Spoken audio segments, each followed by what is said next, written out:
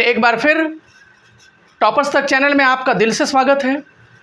एक नए जोश के साथ फिर हम इस चैप्टर को स्टार्ट करते हैं। इस बार हम इस वीडियो में हम जो है भारत में कितने राष्ट्रीय पार्टी हैं और उस राष्ट्रीय पार्टी के बनने का कारण क्या है, क्यों बनाई गई है कोई भी पार्टी, क्यों बनाई जाती है, हम किस पार्टी को वोट देते हैं, क्यों देते हैं, ये सारी बात हम इस वीडियो में देखेंगे।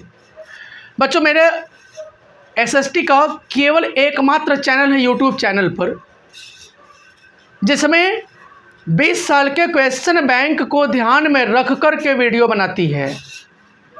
ऐसा चैनल जहां एग्ज़ाम को ध्यान में रख कर के आपको टॉपिक समझाया जाता है, आपके हर तरह की बातें शेयर की जाती हैं। तो बच्चों, केवल एक चैनल देखें और विश्वसनीय चैनल देखें जहां से जुड़ने के बाद आपके हर समस्या का निपटारा चुटकी में हो जाए। तो बच्चों, नेक्स्ट क्वेश्चन पर हम आते हैं। देखते हैं कि भारत में राष्ट्रीय दल पॉलिटिकल पार्टी कितनी पॉलिटिकल पार्टी है और उस पॉलिटिकल पार्टी के बनने का क्या उद्देश्य है। सबसे पहला पॉलिटिकल पार्टी है भारतीय राष्ट्रीय कांग्रेस पार्टी। बच्चों, हम इस चैनल पर किसी भी पार्टी को प्रमोट नहीं करते हैं या नहीं करूँगा, केवल हम पढ़ने के उद्देश्य से यहाँ पे पढ़ रहे हैं, समझ रहे हैं। तो भारतीय राष्ट्रीय कांग्रेस जो है, कांग्रेस पार्टी जिसे कहते हैं बच्चों, इस पार्टी की स्थापना 1885 ईस्वी में की गई थी। 1885 ईस्वी में इस पार्टी की स्थापना हुई थी। इस पार्टी की स्थापना किसने किया था? इस पार्टी की स्थापना एक व्यक्ति था जो अंग्रेज था, A.O. ह्यूम। इनका पूरा नाम है एलन ऑक्टेवियन ह्यूम। ये एक पुलिस ऑफिसर थे, एक IAS ऑफिसर थे। इन्होंने 1985 ईस्वी में इस पार्टी की स्थापना किया और इस पार्टी की स्थापना करने के बाद इसमें पूरे देश से 72 मेंबर, 72 सदस्य पूरे देश से इस पार्टी में स्थापना के समय शामिल हुए। इस पार्टी की स्थापना बम्बई में की गई थी। गोकुलदास तेजपाल संस्कृत एक विश्वविद्यालय था, वहीं पे इस पार्टी की स्थापना की गई थी।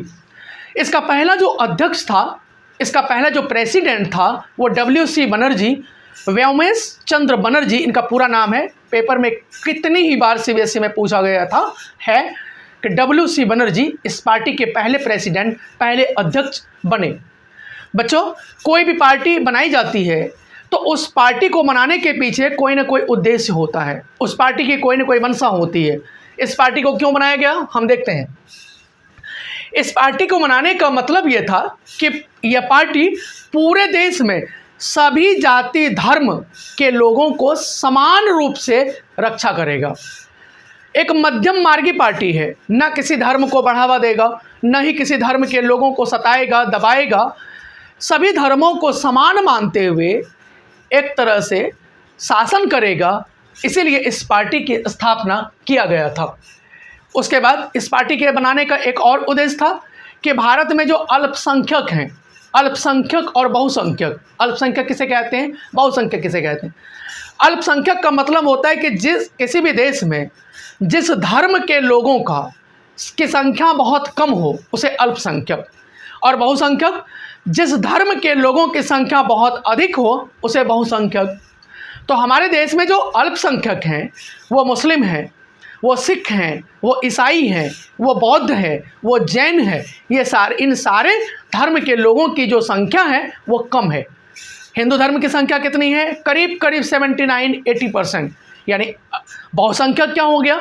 80% लोग हमारे देश में हिंदू धर्म को मानने वाले लोग की संख्या है, तो इसे बहुसंख्यक कहते हैं, इसे बहुसंख्यक कहते हैं। तो ये जो पार्टी बनाई गई थी, इस पार्टी की बनाने के पीछे जो उद्देश्य था कि हम जो कम लोग हैं, जिसकी संख्या देश में कम है, उसकी रक्षा करना, उसकी हेल्प करना, उसको सहायता देना, इस पार्टी का मेन उद्देश्य था। उसके बाद बच्चों, क्वेश्चन ये पूछा गया है, CBSE में कई बार पूछा गया है कि कौन सी पार्टी का उद्देश्य था अल्पसंख्यकों के हितों की रक्षा करना। इस तरह से क्वेश्चन पूछा जाता है। तो हम क्वेश्चन आंसर लिखेंगे कांग्रेस पार्टी, अल्पसंख्यक, तब आप कहेंगे सर और जो पार्टी है क्या वो अल्पसंख्यक के हितों की रक्षा नहीं करती है? करती हैं सारी पार्टियां, लेकिन इस पार्टी ने अपने एजेंडे में कह रखा है। ये तो वही बात हुई कि मैंने कह करके पढ़ाता हूँ, मैं बढ़िया पढ़ाता हूँ, फिर गंदा पढ़ाने लग जाऊँ। तो इस पार्टी ने अपने घोषणा में की कहा है ये बात कि मेरी जो पार्टी का उद्देश्य है बनाने का वो अल्पसंख्यक के हितों की रक्षा करना है। भारतीय जनता पार्टी में ऐसा नहीं कहा है, लेकिन करती तो ये भी पार्टी है, सभी पार्टियां ये काम करती है, लेकिन इन्होंने कहा है अपने जो घोषणा पत्र है, अपना जो इनका प्रॉस्पेक्टस है, उसमें इन्होंने कहा है इस पार्टी ने। बच्चों, इस पार्टी का अभी वर्तमान में अध्यक्ष सोनिया गांधी और राहुल गांधी जी हैं और 2019 के लोकसभा चुनाव में इस पार्टी ने 52 सीटों पर जीत हासिल किया था। पता ही है लोकसभा में टोटल मेंबर जो हैं वो 545 है अभी, और 543 मेंबर का चुनाव होता है। तो 543 मेंबर का चुनाव हुआ था, जिसमें 52 सीटों पर 52 सीटों पर इस पार्टी ने जीत हासिल किया। इनके 52 मेंबर इस पार्टी के चुनाव में जीते। नेक्स्ट क्वेश्चन है Bhajpa party, Bharatiya Janata party. Bharatiya Janata party की स्थापना 1980 ईस्वी में हुई थी, 1980 ईस्वी में हुई थी, लेकिन इस पार्टी की स्थापना 1951 में जनसंघ पार्टी के रूप में हुई थी और इस पार्टी की स्थापना 1952 में श्यामा प्रसाद मुखर्जी ने किया था। लेकिन 1980 में फिर दोबारा से जब इस पार्टी के नाम चेंज करके स्थापना हुई, तो इसीलिए इस पार्टी की स्थापना किसने किया था ये क्वेश्चन नहीं आता है, क्योंकि पार्टी 1951 में जब हुई थी, 52 में जब हुई थी, 1951-52 में, उसमें इसका नाम कुछ और था, लेकिन 1980 ईस्वी में जब इसके पार्टी की स्थापना हुई, इसका नाम चेंज कर दिया गया और भारतीय जनता पार्टी, भाजपा जिसे कहते हैं, ये नाम रखा गया। इस पार्टी का चुनाव चिन्ह कमल का फूल है, आपको पता है। यह पार्टी प्राचीन संस्कृति से प्रेरणा लेकर, भारत की जो प्राचीन पुरानी संस्कृति है उससे प्रेरणा लेकर आधुनिक भारत बनाना, मॉडर्न इंडिया बनाना इस पार्टी का उद्देश्य है, मॉडर्न आधुनिक इंडिया। उसके बाद हिंदू धर्म की रक्षा करना, एनसीईआरटी की किताब में सीधा लाइन लिखा हुआ है, हिंदू धर्म की रक्षा करना इस पार्टी का मुख्य उद्देश्य था। उसके बाद यह पार्टी सांस्कृतिक राष्ट्रवाद, राष्ट्रवाद का मतलब है देश के प्रति देश प्रेम, भाईचारा फैलाना इस पार्टी का मुख्य उद्देश्य था, इसीलिए इस पार्टी को बनाया गया है। समान नागरिक संहिता जो कानून सरकार बना रही है, लाई समान नागरिक संहिता, ये सब कानून बनाने के लिए, इस तरह का काम करने के लिए भारतीय जनता पार्टी को बनाया गया था और उसी रास्ते पर यह पार्टी चल रही है। बच्चों, 2019 के लोकसभा चुनाव में भी इस पार्टी ने 303 सीटों पर जीत हासिल किया और फिर दोबारा से सरकार बनाई और इस प्रकार नरेंद्र मोदी जी भारत के प्रधानमंत्री फिर दोबारा से बने। तो बच्चों, क्वेश्चन आप पूछा गया है कि राष्ट्रवाद, सांस्कृतिक राष्ट्रवाद, धर्मनिरपेक्षता किस पार्टी का मूल एजेंडा था? तो हम भारतीय जनता पार्टी लिखेंगे। नेक्स्ट क्वेश्चन है बहुजन समाज पार्टी, जिसे शॉर्ट में बसपा पार्टी कहते हैं। बसपा पार्टी, जिनकी सुप्रीमो, जिनकी हेड मायावती जी हैं, इस पार्टी की स्थापना बच्चों 1984 ईस्वी में, 1984 में स्वर्गीय कांशीराम साहब ने किया था, कांशीराम साहब ने किया था। इस पार्टी का चुनाव चिन्ह हाथी है, आप सबों को पता है। इस पार्टी को बनाने का उद्देश्य क्या था कि एक तो अनुसूचित जाति, अनुसूचित जनजाति को अगर कोई ऊंची जाति का व्यक्ति दबाता है, सताता है, किसी के साथ, छोटी नीची जाति के साथ अगर कोई ऊंची जाति का व्यक्ति अत्याचार करता है, तो यह पार्टी क्या करेगा? उस गरीब लोगों की रक्षा करेगा, उसके लिए संसद में कानून बनवाएगा, सरकार को हेल्प करेगा। और उसके बाद जितने भी SC ST के नेता हुए, अनुसूचित जाति के जो बड़े बड़े नेता हुए हमारे देश में, जैसे डॉक्टर भीमराव अंबेडकर, जिसे संविधान बनाने के लिए जाना है, उनके विचारों को पूरे देश में फैलाना इस पार्टी का मुख्य एजेंडा था, मुख्य उद्देश्य था। इन्हीं इन्हीं सब कामों के लिए इस पार्टी को बनाया गया है। उसके बाद बाबा साहब अंबेडकर जी के विचारों को पूरे देश में लोगों तक पहुंचाना। ज्योतिबा फूले भी एक बहुत बड़े समाज सेवी थे, जिन्होंने अनुसूचित जाति अनुसूचित जनजाति की रक्षा के लिए बहुत काम किया। आप NCERT की 7th और 8th की किताबों में इनके बारे में डिटेल से पढ़ते हैं, हम लोग बच्चे पढ़ाते हैं बच्चों को।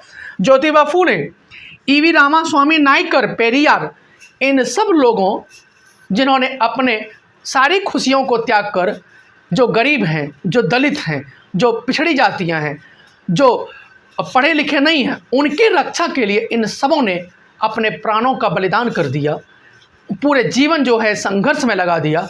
इन सब लोगों के विचारों को फैलाने के लिए इस पार्टी की, बहुजन समाज पार्टी बसपा पार्टी की स्थापना की गई है। उसके बाद इस पार्टी ने 2019 के लोकसभा चुनाव में 10 सीटों पर जीत हासिल किया और इस प्रकार इसने नेशनल पार्टी का जो दर्जा था उसे कंटिन्यू बरकरार रखा। आगे बच्चों नेक्स्ट क्वेश्चन पे हम चलते हैं। भारतीय कम्युनिस्ट पार्टी की स्थापना 1925 ईस्वी में हुई थी। भारतीय कम्युनिस्ट पार्टी की स्थापना, दरअसल ये पार्टी जो है रसिया की पार्टी है और वहीं से कुछ लोग प्रेरित होकर के भारत आए और 1925 ईस्वी में भारत में भारतीय कम्युनिस्ट पार्टी की स्थापना किया। इस पार्टी का चुनाव चिन्ह जो है गेहूं की बाली और हंसिया है। गेहूं जब पकने की कंडीशन में हो जाता है तो उसमें जो बालियां निकलती है वो इस पार्टी का चुनाव चिन्ह है, और हंसिया जिससे गेहूं को हम लोग काटते हैं वो हंसिया कहलाता है। तो यही इस पार्टी का चुनाव चिन्ह है। बच्चों, इस पार्टी का मुख्य विचारधारा का मुख्य तत्व जो है वो मार्क्सवाद और लेनिनवाद है एवं धर्मनिरपेक्षता एवं लोकतंत्र में आस्था है। मार्क्सवाद और लेनिनवाद 9th क्लास में आप चैप्टर में पढ़ते हैं, मार्क्सवाद और लेनिनवाद। बच्चों, ये एक विचारधारा है, एक थाउट है, जिसमें गरीबों को आगे बढ़ाने पर ये दोनों विचारधारा जो है गरीबों को पॉलिटिकल सिस्टम में लाने की बात करता है और कहता है कि जिस दिन गरीबों का राज स्थापित हो जाएगा तभी गरीबों का कल्याण होगा, तभी गरीबों की भलाई होगा। तो कहता है कि हर पार्टी को गरीबों को आगे बढ़ाने के लिए कार्य करना चाहिए, तभी समाज में समानता आएगा। ऐसी बात ये मार्क्सवाद और लेनिनवाद करता है और इन्हीं की विचारधाराओं पर ये पार्टी चलती है। धर्मनिरपेक्षता का मतलब होता है कि सरकार किसी भी धर्म को बढ़ावा ना दे और न ही किसी धर्म के लोगों को दबाए सताए, बल्कि सभी धर्मों को समान माने और सरकार किसी धर्म के अनुसार उस देश की सरकार ना चले, बल्कि सभी धर्मों को समान माना जाए। ऐसी सरकार को, ऐसे देश को धर्मनिरपेक्ष देश कहते हैं। जैसे भारत में किसी भी धर्म को ना बढ़ावा दिया जाता है और न ही किसी धर्म के लोगों को दबाया सताया जाता है। जबकि आप बहुत सारे कंट्री देखेंगे, पाकिस्तान है, सऊदी अरेबिया है, कई सारे और कंट्री हैं, म्यांमार, बर्मा है। तो सऊदी अरेबिया में क्या होता है, पाकिस्तान में क्या होता है, मुस्लिम धर्म के अकॉर्डिंग देश चलता है। जबकि इंडिया में क्या होता है कि किसी भी धर्म के अनुसार देश नहीं चलता, हर धर्म को समान माना जाता है, न ही किसी धर्म को बढ़ावा दिया जाता है और न ही किसी धर्म के लोगों को दबाया सताया जाता है। तो ऐसे शासन को धर्मनिरपेक्ष कहते हैं, ऐसे सरकार को धर्मनिरपेक्ष देश, ऐसे देश को धर्मनिरपेक्ष देश कहते हैं। तो ये पार्टी इसी तरह की विचारधारा रखता है एवं लोकतंत्र में आस्था कि लोगों का शासन, लोग जिसको वोट करें उसी पार्टी, उसी की सरकार बने, ऐसी आस्था, ऐसी उम्मीद यह पार्टी रखता है। इसीलिए इसको जो लोग हैं, जो गरीब किसान हैं, जो गरीब लोग हैं, ऐसे लोग इस पार्टी को सपोर्ट करते हैं, वोट देते हैं। उसके बाद अलगाववादी और सांप्रदायिक ताकतों का विरोध। कोई भी व्यक्ति अगर देश से अलग देश की मांग करता है तो ऐसे लोगों का यह पार्टी विरोध करती है। अलगाववादी, कोई भी व्यक्ति अपने ही देश में अगर अलग राज्य की डिमांड करता है, देश को तोड़ने की कोशिश करता है, तो ऐसे बातों का यह पार्टी विरोध करता है। उसके बाद 2019 के लोकसभा चुनाव में इस पार्टी ने 2 सीटें जीती थी, लेकिन कई सारे लोग विधानसभा चुनाव में इस पार्टी ने अपनी सरकार बनाई है और अच्छा शासन किया है। तो इस प्रकार इस पार्टी के बारे में देखा बच्चों। इसी पार्टी से 1964 ईस्वी में दूसरी पार्टी, इसी पार्टी से एक और पार्टी अलग हो गई। कुछ लोग, कुछ सांसद इस पार्टी से और अलग पार्टी बनाई और उसका नाम दिया भारतीय कम्युनिस्ट पार्टी एम, मार्क्सवादी। इसका नाम अलग दिया, इसका नाम है भारतीय कम्युनिस्ट पार्टी। और इसी पार्टी से 1964 ईस्वी में 1964 में जो अलग पार्टी बनी थी उसका नाम था भारतीय कम्युनिस्ट पार्टी, भारतीय कम्युनिस्ट पार्टी मार्क्सवादी एम। इस पार्टी की स्थापना 1964 में हुई थी। इस पार्टी का चुनाव चिन्ह हसिया, हथौड़ा और सितारा है। हसिया, हथौड़ा, हसिया अभी बताया मैंने कि कोई किसी भी फसल को काटने के लिए जो इस्तेमाल किया जाता है वो लोहे का होता है, हसिया होता है। हथौड़ा तो आप जानते ही हो। और सितारा है। इस पार्टी की विचारधारा का मुख्य तत्व मार्क्सवाद लेनिनवाद में आस्था है, समाजवाद, धर्मनिरपेक्षता और लोकतंत्र की समर्थक तथा साम्राज्यवाद और सांप्रदायिकता का विरोध है। सांप्रदायिकता कि कोई भी संप्रदाय, अगर कोई भी संप्रदाय, कोई भी धर्म, कोई भी संप्रदाय का व्यक्ति अगर देश को तोड़ने की कोशिश करता है तो ऐसी ताकतों का यह पार्टी विरोध करता है। उसके बाद 2019 के चुनाव में इस पार्टी ने 3 सीटों पर जीत हासिल किया था और अपने जो राष्ट्रीय पार्टी का जो चिन्ह था, राष्ट्रीय पार्टी का जो पोस्ट था उसे बरकरार रखा। नेक्स्ट है बच्चों राष्ट्रवादी कांग्रेस पार्टी। हमने पार्टी में सबसे पहली पार्टी भारत में कांग्रेस पार्टी की स्थापना हुई थी और इस पार्टी की स्थापना हमने अभी थोड़ी देर पहले देखा था कि कांग्रेस पार्टी की स्थापना 1885 में हुई थी।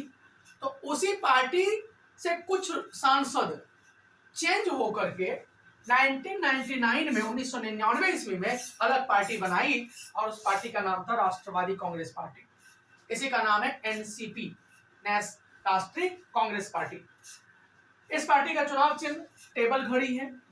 इस पार्टी की विचारधारा का मुख्य तत्व गांधीवाद, धर्मनिरपेक्षता, सामाजिक न्याय, संघवाद आदि है।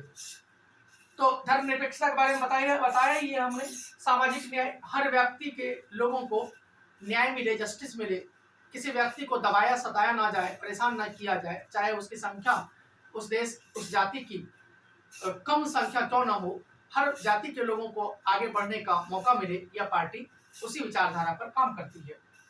2019 के लोकसभा चुनाव में इस पार्टी ने 5 सीटों पर जीत हासिल किया। तो इस प्रकार जो मेन पार्टी था उसको हमने देखा। यहाँ से एक क्वेश्चन जरूर हर साल पेपर में आता है कि क्वेश्चन ऐसे पूछता है कि अनुसूचित जाति, अनुसूचित जनजाति की रक्षा करना किस पार्टी का मुख्य एजेंडा था।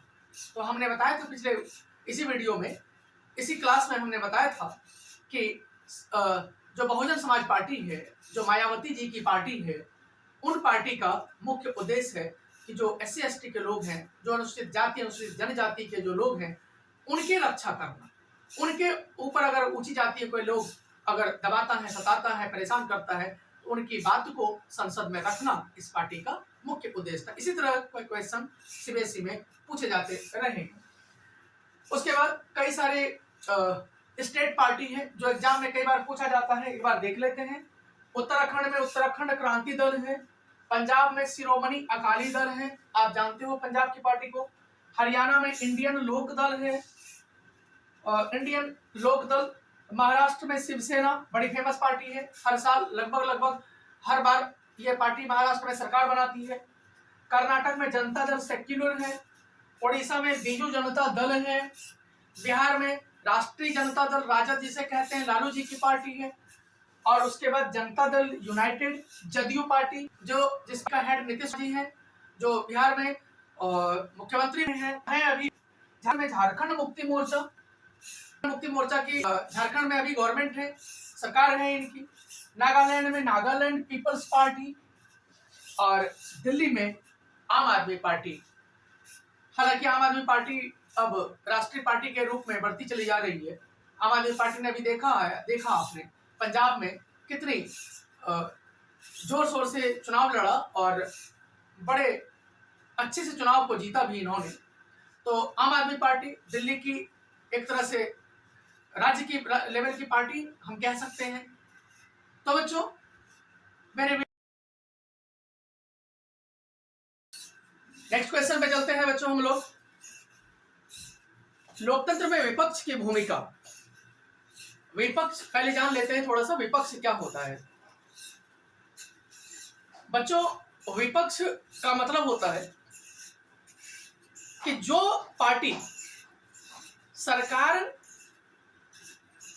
के साथ नहीं है, सरकार में मिलकर के, जिन पार्टियों ने सरकार मिलकर के नहीं बनाया है, वो विपक्षी पार्टी कहलाती है। जैसे अभी देश में भारतीय जनता पार्टी की सरकार है और उसमें भारतीय जनता पार्टी के अलावा जिन पार्टियों ने चुनाव जीता है वो सारी विपक्षी पार्टियां हैं। तो सबसे बड़ी पार्टी विपक्षी पार्टी जो है वो कांग्रेस पार्टी है। तो ये विपक्षी पार्टी का काम क्या क्या होता है बच्चों, कि विपक्षी पार्टी का काम होता है कि सरकार की नीतियों पर ध्यान रखना। सरकार अगर कोई काम कर रही है, कोई नियम कानून बना रहा है पूरे देश के लिए या किसी राज्य के लिए, तो उन नियम कानूनों पर ध्यान रखना। दूसरा क्या है कि सरकार गलत नीतियों का विरोध करना। सरकार अगर कोई गलत कानून बना रहा है तो उन कानूनों का विरोध करना विपक्षी पार्टी का काम है। तीसरा पॉइंट है कि सरकार चलाने में केवल विरोध करना ही विपक्षी पार्टी का काम नहीं है। सरकार का काम यह भी है कि अगर सरकार चल रहा है तो उनको हेल्प करना, सकारात्मक भूमिका निभाना। कि ये नहीं कि हर बातों पे विरोध करना। विपक्षी पार्टी का काम ये नहीं कि हर कानून पे, हर बातों पे, छोटी छोटी बातों पे विरोध करना। अच्छी विपक्षी पार्टी वही होती है जो सरकार अगर अच्छा काम कर रही है तो उनका सपोर्ट करना भी काम होता है।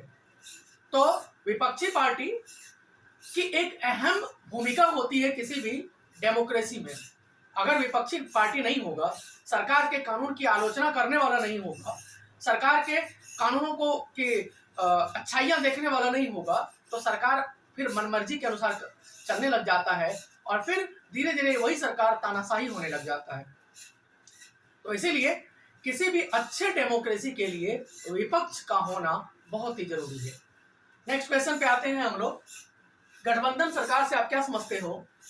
भारतीय लोकतंत्र में गठबंधन की सरकारों की भूमिका का वर्णन कीजिए। गठबंधन सरकार।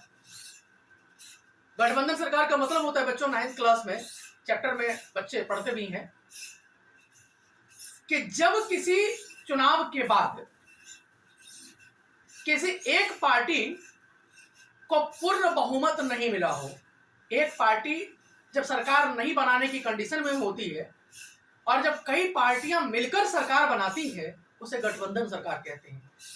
जैसे इसे एक एग्जांपल से समझो। दिल्ली विधानसभा में 70 सीट है। सरकार बनाने के लिए 36 सीट, आधे से एक अधिक 36 मेंबर जिस पार्टी के चुनाव में जीतेंगे वह पार्टी सरकार बनाएगी। तो सरकार तो जो है, अगर 36 सीट किसी भी एक पार्टी ने नहीं जीत पाया हो, 36 विधायक किसी भी पार्टी का नहीं जीत पाया हो, किसी एक पार्टी का 25 जीता, किसी एक पार्टी का 15 जीता, किसी एक पार्टी का 10 जीता, इस प्रकार से पूरे 70 सीट तो जीत तो गए, लेकिन 5-6 पार्टियों ने मिलकर के पूरे विधानसभा को जीता है। तो ऐसे में क्या होगा, 36 विधायक सरकार बनाने के लिए चाहिए, चाहे वो 2 पार्टियां मिलकर के 36 पूरा करें या 3 पार्टियां मिलकर के 36 विधायक पूरा करें या 4 पार्टियां मिलकर के। तो जब किसी भी गवर्नमेंट में 2 या 2 से अधिक पार्टियां मिलकर के जब सरकार बनाती है, उसे गठबंधन सरकार कहते हैं। बच्चों 1989 से 1989 से 2014 तक, 2013 तक भारत में गठबंधन सरकार का ही बोलबाला रहा। यानी किसी भी एक पार्टी को भारत की जनता ने वोट नहीं दिया, कई सारी पार्टियों ने मिलकर के सरकार बनाई। जब किसी राज्य में या जब किसी देश में एक पार्टी सरकार नहीं बना पाए, 2 या 2 से अधिक पार्टियां मिलकर सरकार बनाती है, उसे गठबंधन सरकार कहते हैं। गठबंधन सरकार का फायदा भी है, नुकसान भी है। गठबंधन सरकार का फायदा क्या है कि गठबंधन सरकार का फायदा यह है कि कोई भी सरकार अपनी तानाशाही नहीं चला पाती है। कोई भी कानून बनाता है तो 2 या 3 पार्टियां अगर मिलकर सरकार बनाई है तो तीनों पार्टियों को कॉन्फिडेंस में लेना होता है। तीनों पार्टियों हर कानून पर उसका विरोध करती है। तो सरकार जो है वो सभी कानूनों पर अच्छे से देखभाल करके ही कानून बनाती है, कोई भी काम करती है। तो सब सारी पार्टियां उन्हें जब तक हेल्प नहीं करेगा, कोऑपरेट नहीं करेगा, सहयोग नहीं करेगा, तो तब तक वो कोई भी कानून नहीं बना सकता है। इसलिए गठबंधन सरकार का फायदा भी है। और नुकसान क्या है कि कई बार गठबंधन सरकारों में जो दूसरी पार्टियां होती, तीसरी पार्टियां होती है, हर काम पर रोक लगाती है, रोड़ा लगाती है। तो गठबंधन सरकार का फायदा भी है और हानि भी है। नेक्स्ट क्वेश्चन पे चलते हैं हम लोग। सामान्य जनता किस प्रकार राजनीतिक दलों में सुधार ला सकता है? पॉलिटिकल पार्टी में चेंजिंग कैसे ला सकते हो, इंप्रूवमेंट कैसे कर सकते हैं, सुधार कैसे कर सकते हैं? तो पॉलिटिकल पार्टी में सुधार करने के कई सारे तरीके हैं। पहला क्या है कि ऐसे उम्मीदवारों को वोट दीजिए जिसकी छवि साफ हो। छवि का मतलब ये नहीं कि उसका चेहरा साफ हो, गोरा हो, नहीं जी। छवि का मतलब है कि वह क्रिमिनल एक्टिविटी का ना हो, उसके ऊपर कोई क्रिमिनल चार्ज ना हो, केस ना हो, समाज में जनता के लिए अच्छे काम करे। अच्छे काम का क्या मतलब? जिस क्षेत्र से चुनाव लड़ा है उस क्षेत्र में सड़कें बनवाए, नालियों की सुविधा करे, बिजली की सुविधा करे, स्कूल में टीचर्स अच्छे से पढ़ाएं, साफ सफाई की अच्छी सुविधा करे। तो ये सारी जब काम कोई भी प्रतिनिधि, कोई भी नेता करता है, तो ऐसे ही नेता को, ऐसे ही मेंबर को जनता को वोट देनी चाहिए। दूसरा है बच्चों, जन भागीदारी को बढ़ावा देकर कि जनता को यह पता चले कि हम किसको वोट दे रहे हैं। डर से वोट ना दे, ऐसे व्यक्ति को वोट दे जो सच में अच्छे नेता हों। ये कैसे होगा कि जनता बढ़ चढ़ करके इलेक्शन में हिस्सा ले और जनता समझे। तो यह कैसे होगा कि तब होगा जब जनता पढ़ी लिखी होगी। जब पढ़ी लिखी जनता को बरगलाना, पढ़ी लिखी जनता को बेवकूफ बना करके वोट लेना बहुत मुश्किल होता है। आप केरला में जाकर देख लो, आप अमेरिका में देख लो, वहां 98%, 99%, 100% लोग पढ़े लिखे हैं। तो वहां लालच में आकर के वोट नहीं देता। हमारे देश में क्या है कि पैसा के लालच में आकर के, कपड़े लत्ते के लालच में आकर के लोग दूसरे ऐसे व्यक्ति को वोट दे देता है जो 5 साल के बाद, 5 साल जीतने के बाद 5 साल तक कभी भी मिलने के लिए नहीं जाता या उस क्षेत्र में काम करने के लिए नहीं जाता। सरकार की तरफ से जो भी फंड आता है वो खा जाता है। तो ऐसे व्यक्तियों को वोट देकर के हम पॉलिटिकल पार्टी को सुधार सकते हैं। नेक्स्ट है राजनीतिक दलों पर दबाव बना करके, जो भी पॉलिटिकल पार्टी है उससे प्रेशर करके, दबाव डाल करके। दबाव डालेंगे कैसे? जैसे अभी भारतीय जनता पार्टी ने, बीजेपी पार्टी ने कानून बनाया, कृषि कानून, तो पूरे देश के किसानों ने उन पर दबाव डाला और रीजन क्या हुआ? उनको अपना कानून वापस लेना पड़ा। तो जब इस तरह का दबाव पूरे देश की जनता डालेगी तो पॉलिटिकल पार्टी में क्या होगा? सुधार होगा। नेक्स्ट है जो क्रिमिनल टाइप के जो नेता हैं, जो मेंबर हैं, उनको वोट ना दें। उनको वोट ना दे करके अच्छी छवि वाले व्यक्ति को, अच्छा इमेज वाले व्यक्ति को वोट देना चाहिए। तो जब इस तरीके से जनता करने लगेगा तो ऑटोमेटिक सी बात है कि पॉलिटिकल पार्टी में धीरे धीरे सुधार आना शुरू हो जाएगा। किसी भी व्यक्ति को, किसी भी नेता को जब यह डर होगा कि भाई अगर मैं 5 साल जनता ने चुना है और 5 साल तक मैंने इस क्षेत्र में कोई ढंग का काम नहीं किया, तो अगले 5 साल में जनता, अगले 5 साल हमें वोट नहीं देगा, अगले इलेक्शन में हमें वोट नहीं पड़ेगा, तो जनता क्या करेगा? अच्छा काम करेगा। सरकार की तरफ से जो भी फंड आएगा अपने क्षेत्र में खर्च करेगा। तो बच्चों, ये था पॉलिटिकल पार्टी में हम कैसे सुधार कर सकते हैं। थोड़ा सा एक आध क्वेश्चन और है, शॉर्ट वाला क्वेश्चन है कि ये जो वोटिंग सिस्टम शुरू हुआ 5 साल, हर 5 साल में जो चुनाव शुरू हुआ, सिस्टम शुरू हुआ भारत में, यह 1951-52 से कंटिन्यूअसली शुरू हुआ और उसके बाद से प्रॉपरली चल रहा है। यानी पहली बार भारत में चुनाव जो है 1951-52 में हुआ था, और 51-52 में चुनाव होने के बाद भारत में प्रधानमंत्री और राष्ट्रपति चुन करके लोकतांत्रिक तरीके से आने लगे। इससे पहले जो होता था वो नॉमिनेट होता था कि पार्टी के मेंबर ने जिसको नेता बना दिया, प्रधानमंत्री बना दिया, वही व्यक्ति प्रधानमंत्री बन जाता था। तो इस प्रकार हमने आज देखा।